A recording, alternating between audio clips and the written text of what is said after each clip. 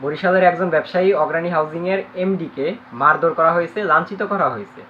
তারপরে তার কাছ থেকে চেকে এবং স্টাম্পে সই নেওয়া হয়েছে। এখন এই সম্পূর্ণ কাজকর্ম করছে হচ্ছে যুবদল নেতা এবং তার অঙ্গ সহযোগীরা, মানে তার সাথের যে লোকজন থাকে, চামচা চমচারা, আমলা কামলারা, তারা মিলে এই কাজকর্ম করছে। এখন এটা আমরা তীব্র নিন্দা জানাই এবং প্রতিবাদ জানাই। তাকে এর মধ্যে ধরাও হয়েছে। এখন কথা হচ্ছে, যেহেতু ধরা হয়েছে, বাংলাদেশ পুলিশ এবং বরিশালের পুলিশ খুব ভালো কাজ করছে, খুব সুন্দর কাজ করছে। তাদেরকেও অসংখ্য ধন্যবাদ জানাই এই কারণে যে তারা খুব রাতারাতি এই ভিডিওটা ভাইরাল হওয়ার পরে ওদেরকে ধরে ফেলছে। এখন ধরছে তো ভালো কথা, ওনাদের দল যেহেতু ক্ষমতায় আছে, ওনারা কতদিন থাকতে পারবে এভাবে জেলে? আর ওনারা যে কাজটা করছে সেটা কি ধামাচাপা পড়ে যাবে, নাকি এটার কোনো বিচার হবে?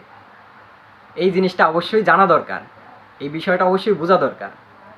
যদি এদের ভালো বিচার হয়, যে অপরাধ করছে সেটার শাস্তিযোগ্য বিচার হয়, তাহলে তো ভালোই, তাহলে কোনো কথা নাই। কিন্তু ওই যে একটা কথা, তাদের দল যেহেতু ক্ষমতায় আছে, এরা কতদিন জেলে থাকতে পারবে আর তাদের বিচার হবে কি না সেটা নিয়ে সন্দেহ আছে। সেই বিচারটা যদি সুন্দরভাবে করতে পারে তাহলে তো কোনো কথাই নাই। আর যদি সুন্দরভাবে না করতে পারে, এভাবেই ধামাচাপা পড়ে যায়, কারণ হুট করে ধরে ফেলছে, যেহেতু অপরাধ করে ফেলছে, হুট করে ধরে সব কিছু ঠান্ডা করে ফেলছে, তাহলে তো হইলই। বুঝেন নাই?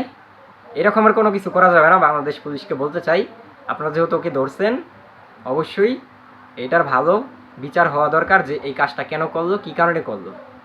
আর এমনও হইতে পারে যে পুলিশের তো হাতে ক্ষমতা নাই, কারণ পুলিশ তো ধরে নিয়ে গেছে, এই পর্যন্তই শেষ। যারা নেতা খেতা আছে তারাও তো তাদেরকে ছেড়ে দিতে পারে, পুলিশকে বলতে পারে।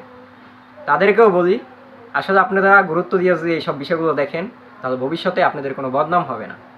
আর যদি আপনারা গুরুত্ব সহকারে এই বিষয়টা না দেখেন, আপনাদের দলের লোকজন ভেবে যদি ছেড়ে দিন এবং বিষয়টা ধামাচাপা দিয়ে রাখুন, তাহলে অবশ্যই এতে আপনাদের ভবিষ্যতে আপনাদের রিপুটেশন খারাপ হবে, আপনাদের বদনাম হবে। তাই যে যে অপরাধ করে না কেন, সে দলের হোক, দলের বাইরে হোক, অথবা যেই হোক না কেন, যতই প্রভাবশালী হোক না কেন, তার যে শাস্তিযোগ্য সেটা তাকে প্রদান করুন। তাহলেই দেশের মানুষ আপনাদের উপরে আস্থা রাখবে। অবশ্যই আপনাদের উপরে, আপনারা যেহেতু সরকারে আছেন, আপনাদের উপরে আমাদের আস্থা থাকতে হবে, কারণ সব কিছু বর্তমানে আইনের সব কিছুর বিষয়ে আপনারা দেখবেন, ভালো মন্দ। এর জন্য আপনাদের উপরে আমরা আস্থা রাখি এবং রাখবো। আপনারাও এরকমের আস্থামূলক কাজকর্ম করেন, তাহলেই দেশটা ভালো থাকবে, দেশের মানুষজন ভালো থাকবে। ধন্যবাদ সকলকে ভিডিওটা দেখার জন্য। আসসালামু আলাইকুম।